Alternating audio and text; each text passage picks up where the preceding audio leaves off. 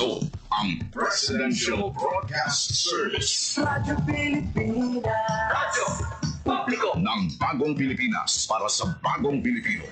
Naghahatid ng mahahalagang balita at impormasyon na guugnay ng pamahalaan sa sambayanan. Tulay sa himpapawid ng serbisyo publiko. Radyo Pilipinas. Radyo Publiko.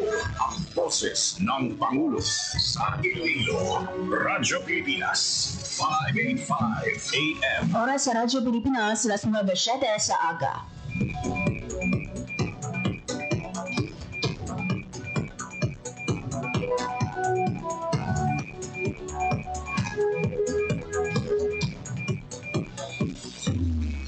Western Visayas, Panay Island na tinamaan itong island-wide blackout. Ang pagsulod mo gate sa Masin Watershed. Pinaka-purpose na ini para sa operation nato. We have that in collaboration with the department. I am again standing up. Mapigtahan ang ila freedom of expression. Office of Civil Defense naman po. Balita, issue, kag iban pa. Diri sa Radyo Pilipinas. Radyo Publiko.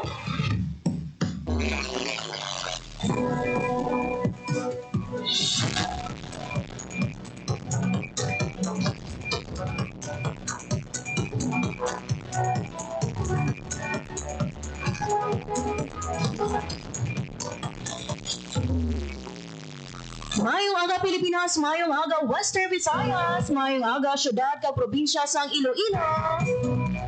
Good morning, good morning, good morning. Adlaw kita sa buong mga abiyan sang Lunes, Agosto 4, tuig 2025. Mayong aga sa aton nga mga kauturan di mga bayan sang Pilipinas sa kung saan kalibutan. Sa aton nga mga overseas Filipino worker, good morning, good afternoon, o kung maayong gabi sa inyo.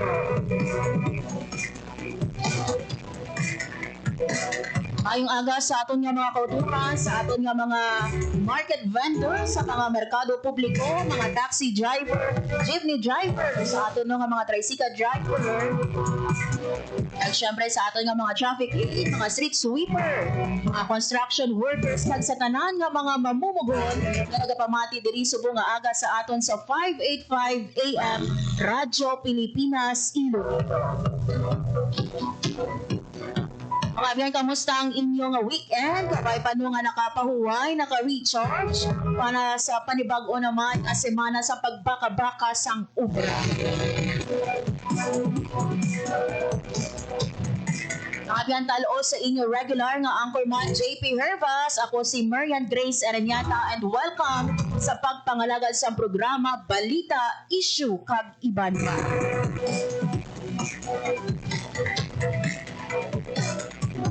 Subong mga abiyan nga Lunes, no, madamo-damo kita sang pag-istoryahan sa aton nga pagpangalaga. Lakip na diri mga abiyan, no, ang padayo naton nga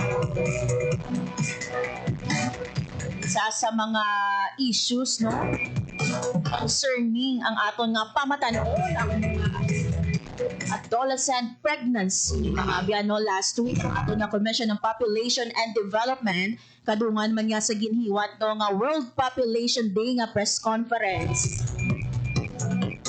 Buwat mga abiyan na tandog ining issue no sa pamatanon ang teenage pregnancy o adolescent pregnancy concerning no ang kabataan naton edad 10 to 19 years old.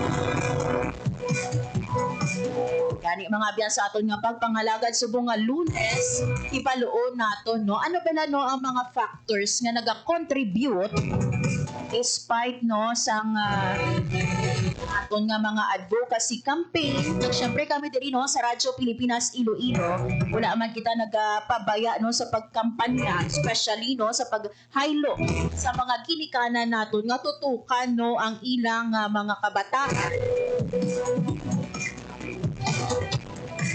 Still mga abyan no may ara kita or may ara kita sa na record sa gihapon no nga mga adolescent pregnancy. So ibaluon naton later on ano ba na ang mga factors nga no nga naga-contribute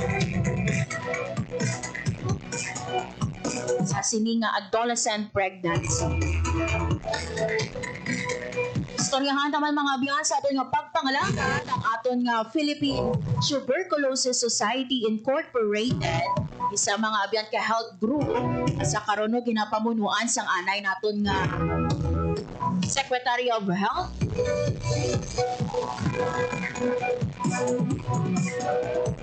si Dr.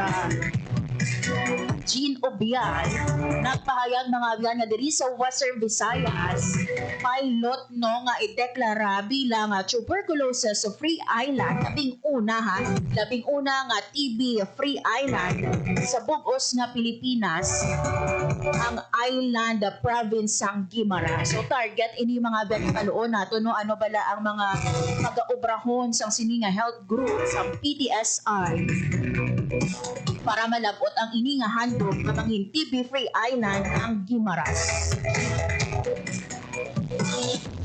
Naton mga beno ang PTSI no isa ka health group kung sa diino nagatanyag ini sila sang libre nga TB screening.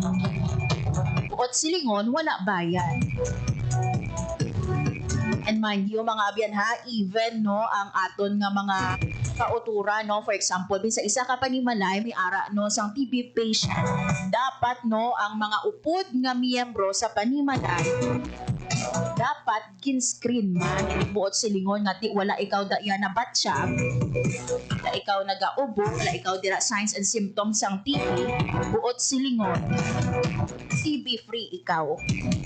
So mas manami gid no nga gina-screen, mas manami nga gina-x-ray.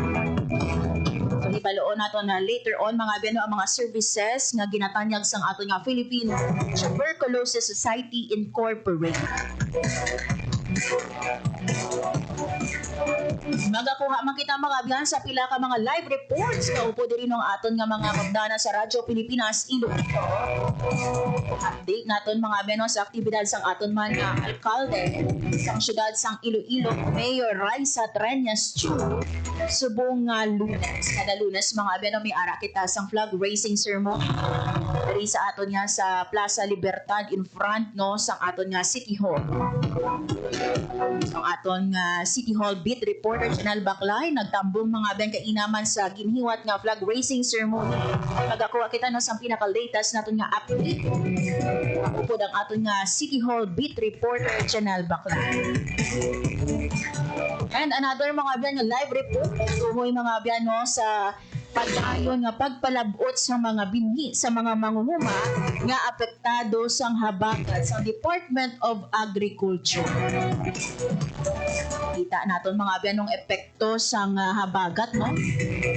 Yung pabaskog sang bagyo Rising, Dante kag Emma.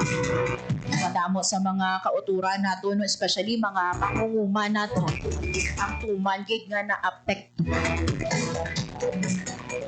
So paano bala maka-avail no sang sining libre mga abyan nga binhi nga ginapanghatag sa aton man nga Department of Agriculture. So maluon naton ina later on paupod ang aton nga Agriculture Beat Reporter JP Hervas.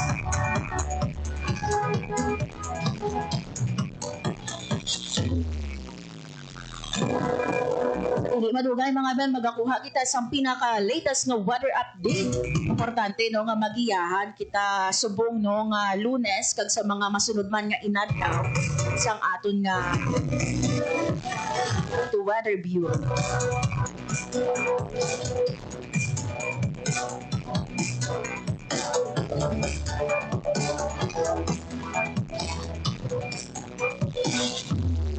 Nakamiyan yari sa aton piyang linya kung magadulo sa pinaka-latest nga lakat sang panahon si Lenore Silvestre. Radyo Pilipinas. Radyo Pilipinas. Radyo Pilipinas. Weather. Yes, Ma'am Lenore, maayong aga sa imo. Kaya everyone, mayong aga. Muna yung aton latest weather update para sa subong nga adlaw Monday, August 4, 2025. Southwest monsoon ang palayo na nag-affect sa may extreme northern Luzon. Samtang diri naman sa Western Visayas, generally fair weather kita, pero wala man natin ginadula ang mga posibilidad sa mga isolated na pag-ulan, pangalatong panag-uog, sabi na git sa hapon tuga sa mga localized thunderstorms. Mahina tugtog makasarangan naman ang hangin natin nga mag-ahalin sa direksyon southeast to southwest, na magadalasang makanay tugtog makasara na pagbalod ng ating katagatan. Forecast temperature natin generally nasa 26 to 33 degrees Celsius. Ang adlaw nagbutla kaginang 5:39 AM pag magatunod ini 6 to 13 PM karon sa hapon. Kag muna yung atong latest weather update, halin diri sa may Iloilo Doppler Radar Station. Ako si Lenore Sylvester, madamag niya. Salamat. Ma'am Lenore, subong Lunes, no, lauman bala naton nga ti subong maulan, no, diri sa ato sa Western Visayas, maging mag-inulanon, no, ang aton nga panahon subong Lunes. Sa karon ma'am, sa subong nga aga, kita ma'am, ang generally for weather, pero then sa hapon may posibilidad lang may mga magduhang mga isolated na pag-ulan or isolated rain showers or thunderstorms tugal sa mga localized thunderstorms ma'am. And may ara bala kita ginabantay ni any weather disturbances sa sulod kong sugwa man sang PAR. Yes ma'am, may ara kita isa ka LPA nga ginamonitor. Ara to sa agwa sa atin ng Philippine Area of Responsibility as of now or as of 3 AM may low chance ni nga mag-develop into tropical depression kag ang iya palayoon nasa 1,445 km east of Eastern Visayas. Low chance, but silingan na minor, hindi iniya magasulod sa PAR. Hindi ma'am, ang low chance na mag-develop into tropical depression. Pero may possibility nga magsulod sa atin. Pero sa buong wala man tilad falling scenario with that. And sa buong Lunes, ma'am, expected natin nga weather or kung maximum heat index. Based man sa atin nga ang forecast temperature nasa 26 to 33. So, possible ang expected nga heat index natin ma'am nasa 37 to 41 degrees Celsius. Lastly, Ma'am Lenore, ang imo nga panugyan sa aton nga mga tagpalamati. Ang mag-balance ang damo nga tubig, stay hydrated, magdala sa ang payong in protection sa ulan kag or sa init ma'am. Okay, with this, Ma'am Lenore, manamugin niya salamat. Salamat na lang kung maayong aga sa liwat.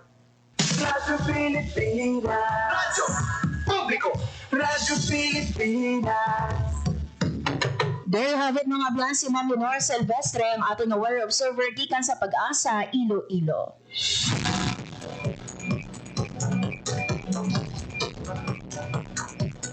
So, may ara kita mga abyan, no, isang ginabantayan nga LPA sa agwa sa Philippine Area of Responsibility. No chance mga abyan, no, nga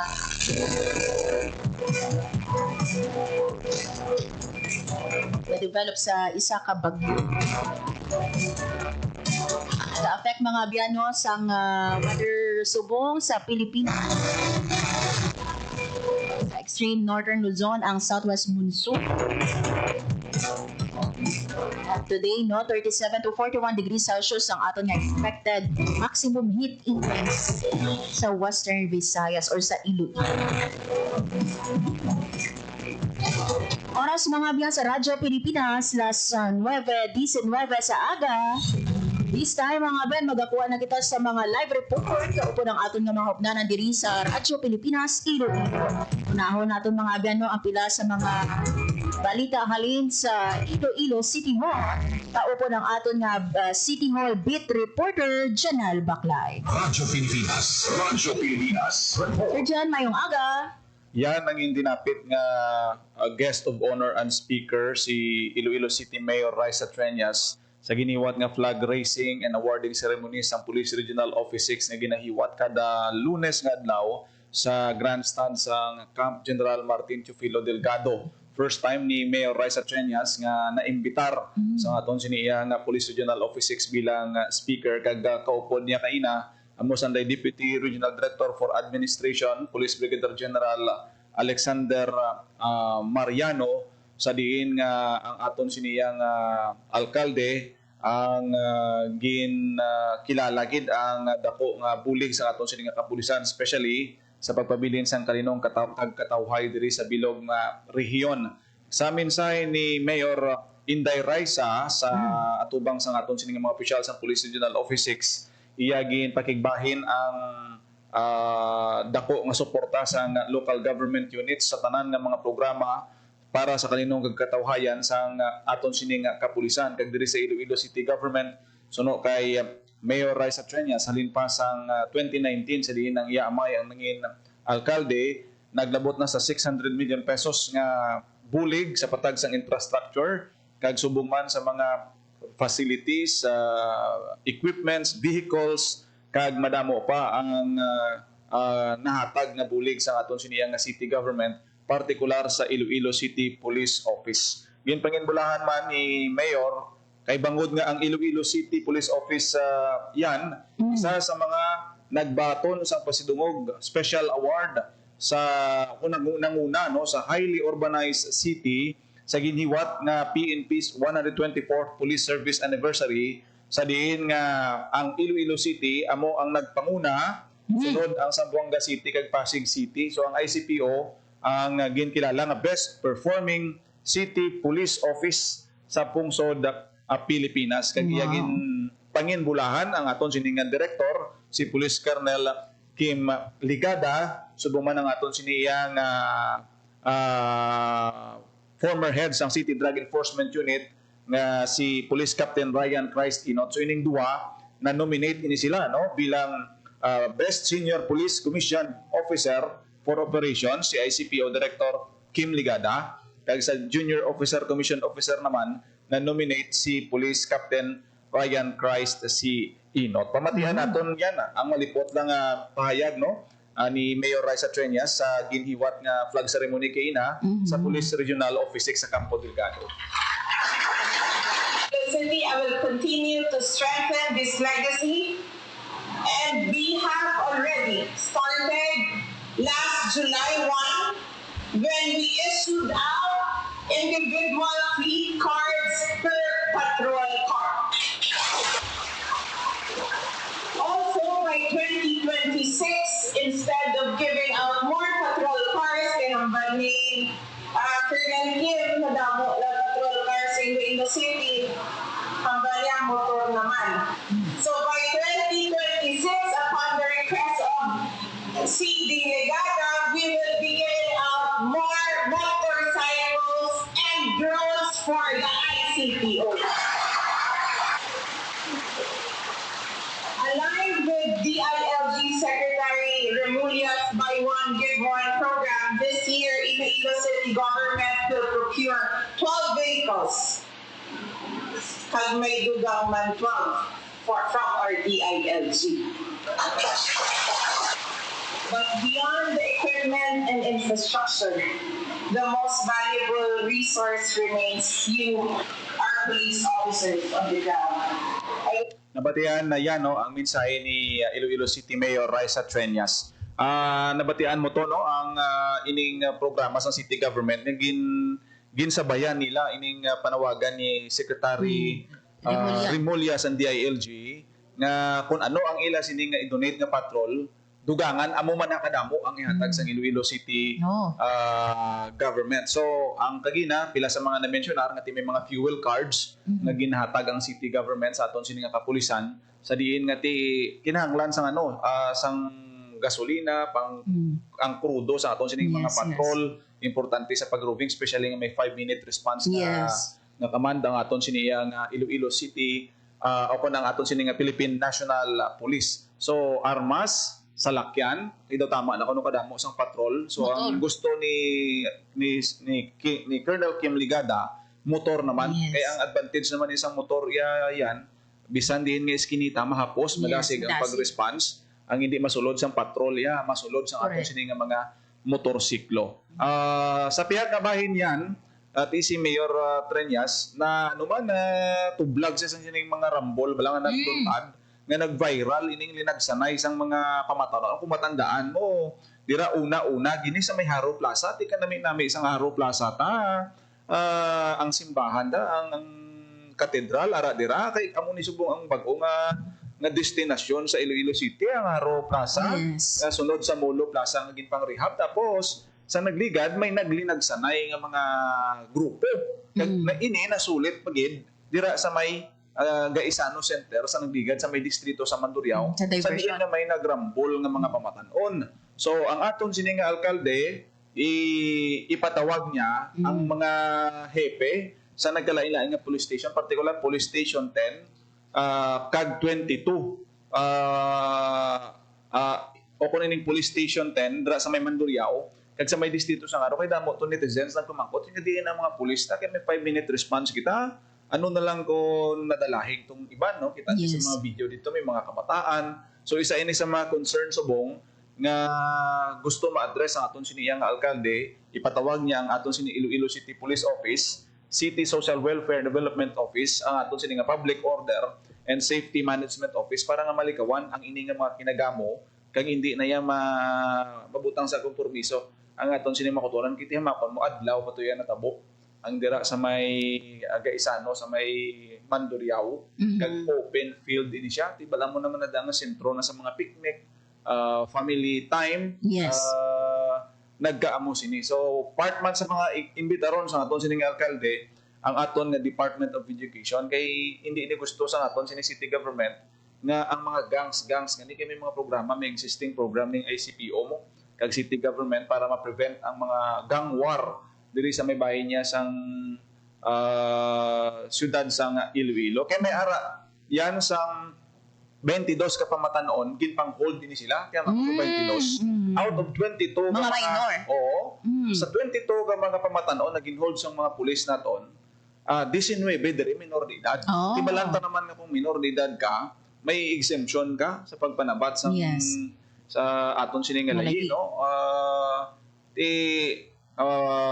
part ini sa luyag ma-address sa aton sining nga Iloilo City government kag bululigan sa aton sini nga kapulisan nga hindi na ni matabo kay ti kalain kung maglinagsanay lain da karon may mabun-an da karon Correct. may mga madalahig da nga iban nga tawo kag kalain sang sang ibilin niya nga impresyon masiling nila nga ti ang Iloilo City ginapanami ginapatahom Correct. most livable city kag may mga kasubong sini nga insidente so Yes. challenge ini sa aton sini nga kapulisan ibalik naton sa nangin mensahe ni Mayor Raisa kagina sa flag ceremony nga ti kumpleto man kita may patrol kita may motorcycle so kinahanglan naton siguro nga ang police visibility importante gid kaysa una daw nanad ang iban nga may police station kita sa Tabuk Yes. Haro Plaza Yes, correct. sang sini daw nakitaan sang mga nagalagaw da nga ti daw wala gid na tapna no kag may kasubong sini ti ko masulit pag ini masadya ini Yes. Kaga dyan dira sa ato sa Haro Plaza no kay tigin rehabilitate ina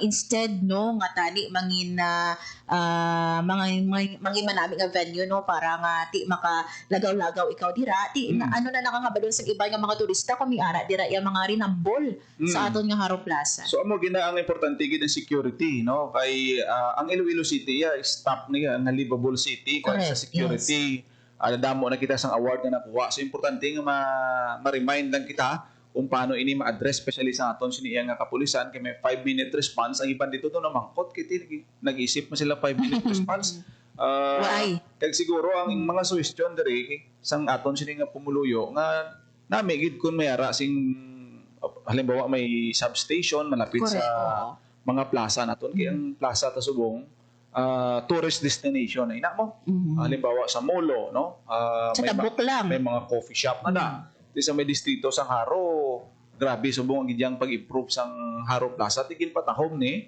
isa ni sa mga nangin priority sa aton siniya nga city government ang pag-rehab sa aton nga mga plaza pati vandalism gani na hagan-hagan na so pero tiyan mo ni no nagtawag sang atensyon sa aton sini nga Iloilo City government kay gusto ni Mayor Raisa Treñas nga ma-address ini as soon as possible sa mga departments no nga patawag sang alkalde sa sining isa ka meeting yan. Diyan klaro natin, wala na dira, di ba, sa police station sa Tabuk. Kaya kung maduduma sa una sa may old nga building, dira sa Tabuk sang una ang aton nga Haro Police Station mo, no? So kung sang una, kung matandaan sa aton mga tumuluyo, sa likod sang daan nga Haro Municipal Yes, Hall, yes, ara yes. ginada ang police station. Actually, subong gani, nagdamo na gid ang aton sining nga mga police stations tungod sang mga I-Care building ani no nga gipatungkod sa city government package na may kapulisan may BFP mga rescuers naton may mga ambulansya na nga naka-assign pero damo sang mga naga-request pa nga pwede madugangan pag pahamtangan sa mga pulis ang aton sini nga mga plazas kay importante ina kung tanawa naton yan sa nagdigad nga sesyon sang guniang panglungsod, si Kagawad Lindon Akap nag-request ini sa ICPO nga butangan sang police station man ang Arevalo Plaza. Kay isang una, ang Arevalo Police Station ara gina sa Tubang sang plaza. O galing kay may iCare building diri sa may Suok Arevalo, dito na naka-station ang mga patrols, ang mga units no sa aton sini nga PNP kay atutong bag-o nga police station, may detention cell, may Bureau of Fire Protection kita nga na-assign. Pero nag-request siya nga kung pwede butangan dito gyapon sa station kay ang mga kaiping nga barangay medyo malayo-layo no ang pag-responder kung dito pamahalin sa Suok Arevalo ang iba naton nga mga patrol cars o kung mga rescue groups naton. So siguro isa ini sa mga dapat bisitahon sa aton sini nga sangguniang panglungsod sa ang Committee on Police Matters dira part sang ICPO kung paano pagid ba improve ang security sa mga areas ngani no kasubong sa mga plaza kag public places naton, knowing masanag pa ang adlaw sang natabo ang ini nga mga rambol nga nagtultad yan diri sa pila ka mga lugar naton sa syudad sang Iloilo. Yes, madamo nga salamat Jen. Amo na madulong aton nga report para sa Bagong Pilipinas, Janelle Baclae, Radyo Pilipinas, Radyo Publiko. Radyo Pilipinas. Radyo Publiko. Radyo Pilipinas. There you have it mga biyan report no sa ating City Hall Beat Reporter Janelle Baclae no sa update no sa nangin aktibidad mo sa aton nga alkalde Mayor Raisa Chuku sa diino dinapit nga bisita kag humalambal sa PRO6 awarding ceremony at ang pahayag man mga abyan no sa aton nga alkalde sa iyaman padayon nga pagsuporta sa aton nga Iloilo City Police Office ang city government mga abyan no top awarding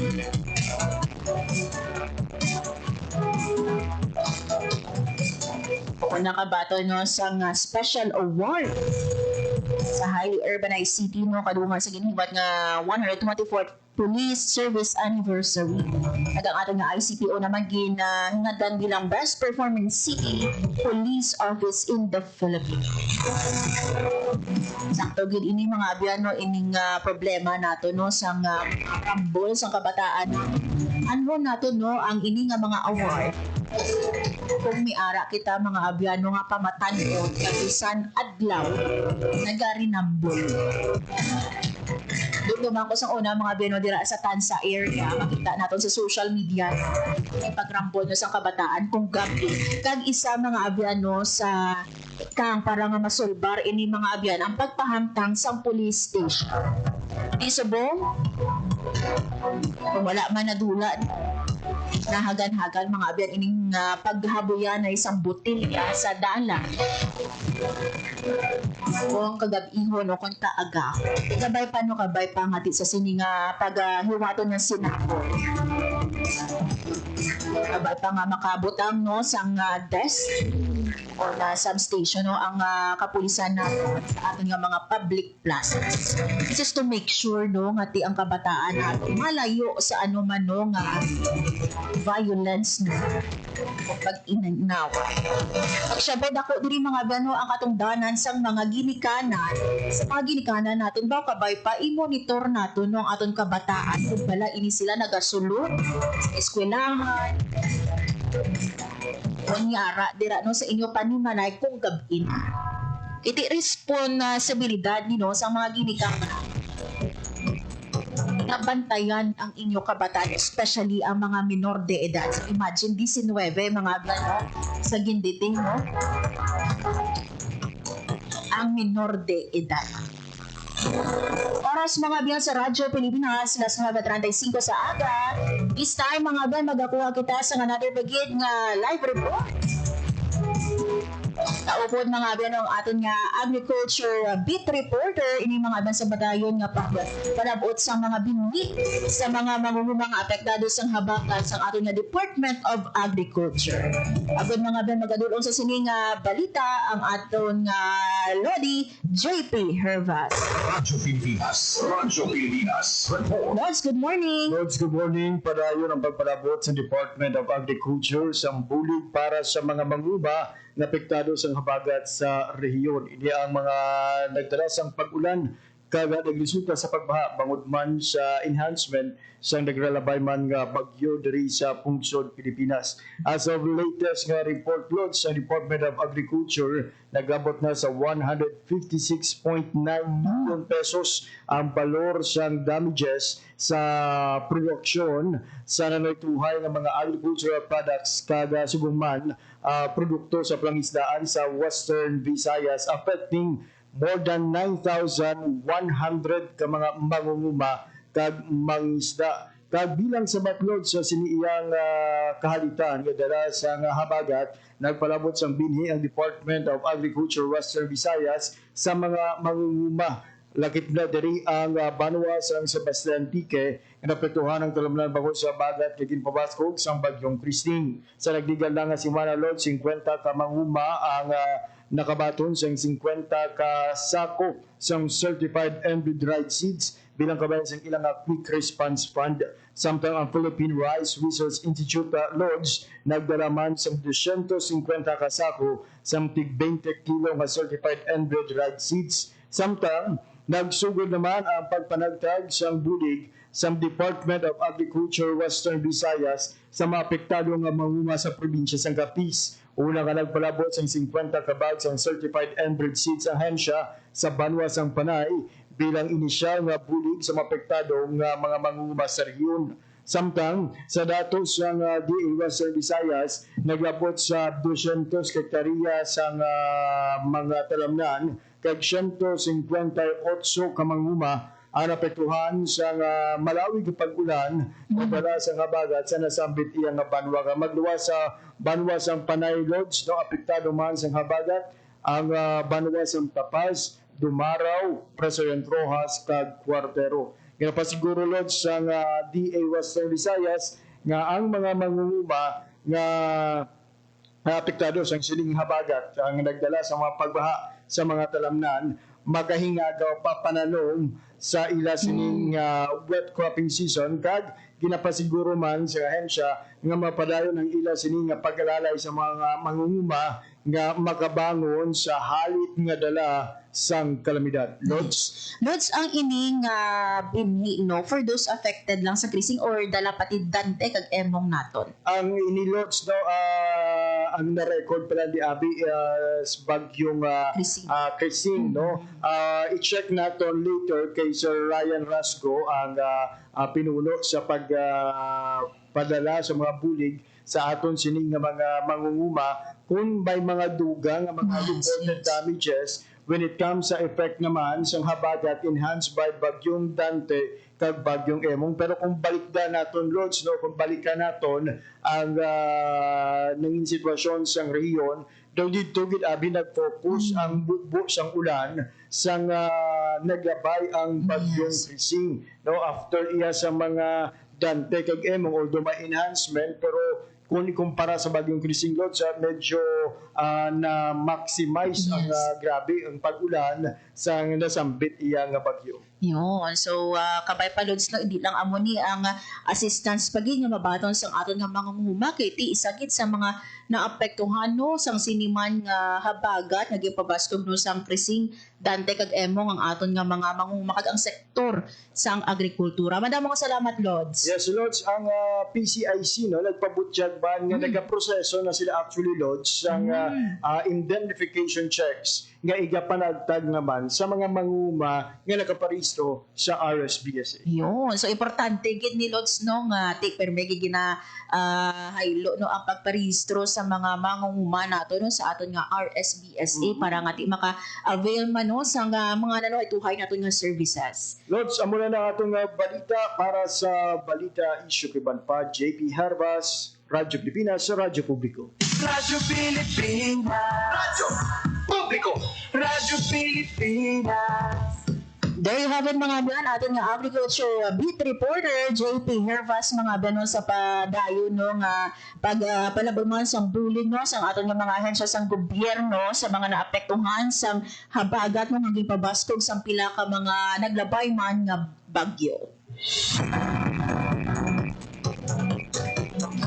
So So aside mga biya sa pagpanagtag no sa bunhi no nabatian kay ina mga pahayag ni JP no nga ang aton PCIC o Philippine Crop Insurance Corporation Western Visayas turn over mga biya no sang indemnity check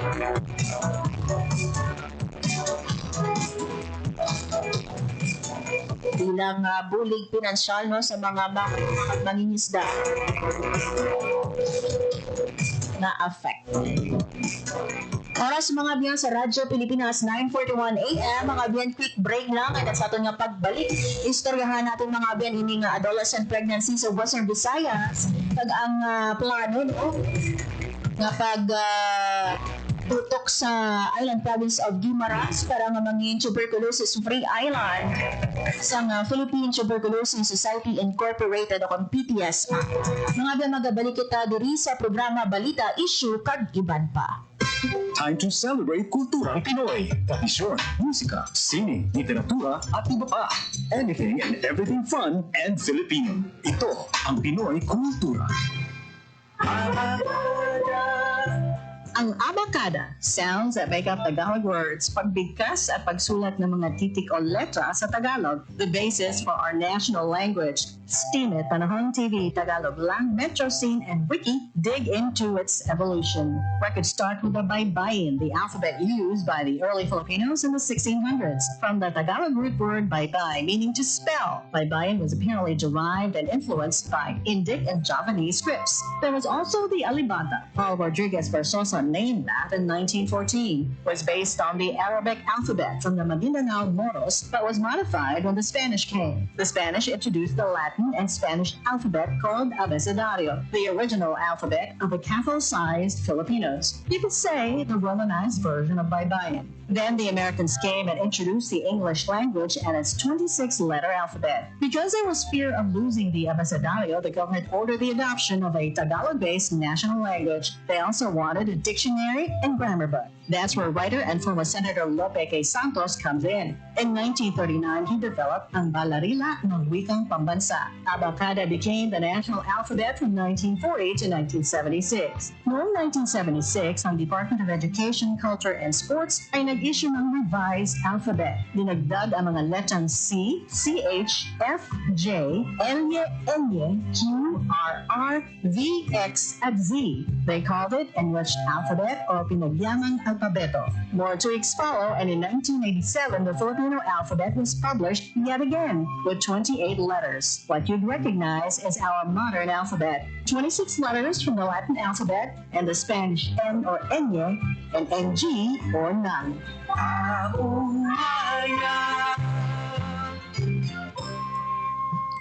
Yan ang Pinoy Kultura because our culture is cool. Oras sa Radyo Pilipinas, las 9:44 sa aga. Sa gihapon mga biyan nagapamating among sa programa Balita Issue kag iban pa kag akong inyong alagad Miriam Grace Eronyata. Mga biyan, this time mo istoryahan naton ang kaso sa adolescent pregnancy diri sa aton sa Western Visayas. Ang aton nga Commission on Population and Development ako ng aton nga CPD mga biyan. Ginakabing mga biyan nga isa sa mga pressing issues na ginapangatubang sang pamatanon ang hindi nga adolescent pregnancy. So baloon ba na natin mga biyan ano ba ang contributing factors no nga kaka-record kita sa adolescent pregnancy. Yan mga biyan, pamatian natin si CPD Region 6 Regional Director, Sir Harold Alfred Marshall. Well, for us, no, ang nakita namin diri ang kakulangan ng sa information. 10 to 14, kakulangan, hindi naman siling kakulangan sa information sa bata o kung sa ina na adolescent, pati ang ginikanan kay sila lahat ng parental guidance. So, ang ginagawa natin on matters relating to the upbringing sa bata, whether it's sexual or reproductive, should come from the parents mismo. No, secondary na siguro yung eskwelahan, mga or mga peers. Pero ang punta na kayo mismo gani ang ginikanan, hindi gani ka man kung paano nila ang i-impart i-impart ang eksaktong informasyon kaya sila mismo galing kulang sa information, no? Or hindi sila comfortable to talk about sex and sexuality.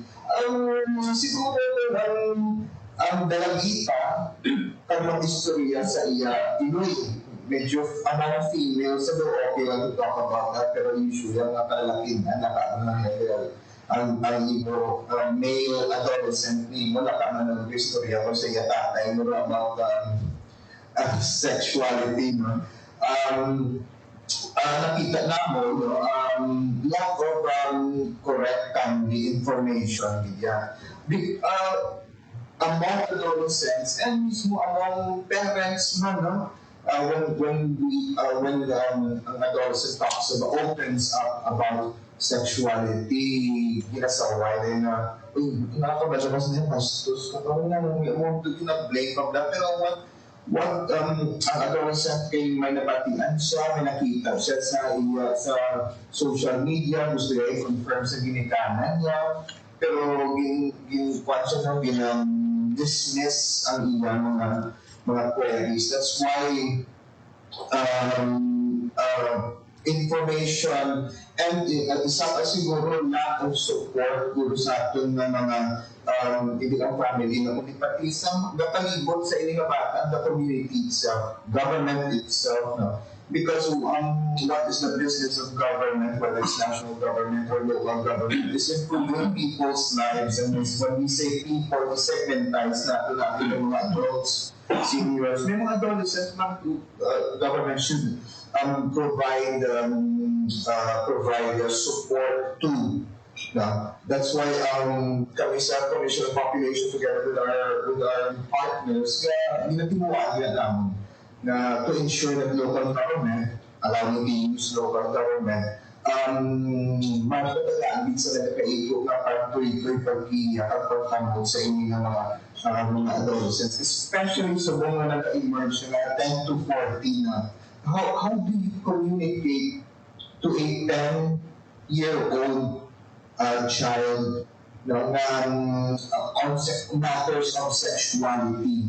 On matters of sexuality. So, like may mga development learning experiences na siya, age appropriate or in general, development appropriate in general. How do you communicate that? So that's why kami sa commission, pagdahil ng Japon sa nagpapakita sa kung anong padira ng mga estilo na we can reach out to this specific population and provide them with highly specialized communication avenues o convenues. That's why may mga programa, kami may mga proyekto, kanila ang alam na mobile app, peer education, mga teen centers natin. Then nga, dito may mga highly specialized pagdating ng mga programa at mga proyekto working with the National Commission on Indigenous People. Very specific sa mga gabayan katutubo natin. Very specific na siya sa IPs, adolescent IPs. So, ang mga na siya nung kita namin, of course, it's very complex. Lack of communication, access to services, to information, timely, correct na information ang ining mga kabataan. That's why we are here to really ensure that they are provided with proper. This is also in tandem with the DepEd. Kanya sila na comprehensive sexuality education. Now, even na yan. Pero the department ng kami yakin sa even on how to really get it across. There you have it mga abyan, si Regional Director Harold Alfred Marshall no sa sining pangayag mga abyan no nga tiginalantaw sa gihapon no nga pressing issues mga abyan no isa sa mga pressing issues ang adolescent pregnancy no sa aton nga pamatan-on. So according mga abyan no sa datos ang CPD Ang populasyon no, sa Western Visayas lakip ang Negros Occidental kag Bacolod City nara sa 7.9 million kung sa diin 18.3% diri ang pamatanon kag base man sa datos ang kaso ng adolescent pregnancy sa rehiyon sang 2023 nagapabilin nga mataas kag alarming kung sa diin no, may ara sang record nga 4,875.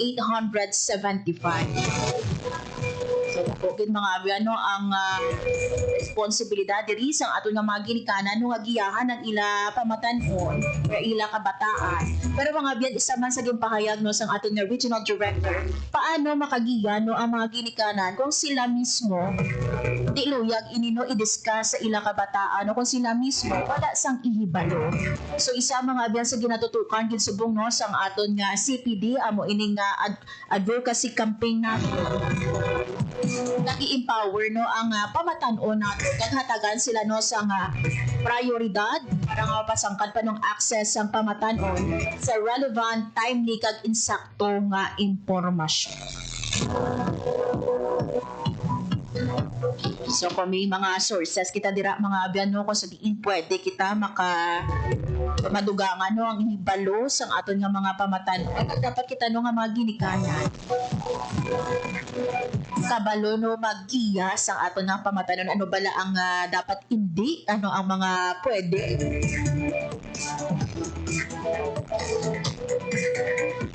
is ano magamba kita nga miara sa mga parents nga conservative pero mga abyano kada isa sa mga ginikanan naton may ara iya sang ila nga pamaagi kung paano tuytuyan ng ila kabataan. Let us not question sa mga ginikanan kung ano no ang ila nga luyag kapag disiplina sa ila kabataan. Di after all na mga abyano kung magbusong no ang isa ka bata no imagine 10 to 19 years old instead no nga maga-focus tani sa iya nga pag-eskwela nagbusong no bangod nga wala sang ihibalo. So kung miara kita mga abyano nga pwede maubra pwede mabulig sa aton nga pamangatan why not ubrahon naton ina. Oras sa Radyo Pilipinas 9:53 AM.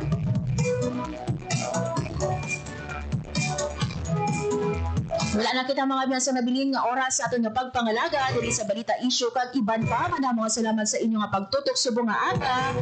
And thank you man no, sa akong mga katuwang teknika sa studio Sir Alan Defante kag sa among transmitter Sir Jones Hotahero. At amo man nga salamat no sa aton nga mga reporters diri sa Radyo Pilipinas Iloilo, Janelle Baclay at JP Herpas sa pagdulong sa tunos sa live reports. Mga biyan talo sa inyo regular nga anchorman JP Herpas, ako naman si Marian Grace Aranyata kag ini ang Balita, Issue kag Iban pa. Balita, issue, kag iban pa. Diri sa Radyo Pilipinas. Radyo Publiko. Radyo Pilipinas. Ang inyong tulay sa himpapawid ng serbisyo publiko, ang Presidential Broadcast Service, Radyo Pilipinas, Radyo Publiko. Radyo Pilipinas. Radyo Publiko. Kinilala ng pag-international at prestigyosong Asia Pacific Broadcasting Plus Awards 2025 para sa kategorya ng Government Streaming. Ito ay dahil sa epektibo nitong pagsasanib ng mga tradisyonal na media tulad ng telebisyon, radyo at print para masabayan ang mabilis na pagtinog ng mundo ng digital at social media tungo sa mas epektibong paghahatid ng mahahalaga at napapanahong mga impormasyon sa mamamayang Pilipino. Kinilala rin ang Radyo Pilipinas dahil sa patuloy na pag-akyat ng rating. Ngayon ay matatag sa pang-apat na pwesto sa Mega Manila ayon sa pinakahuling Nielsen Radio Audience Measurement Survey.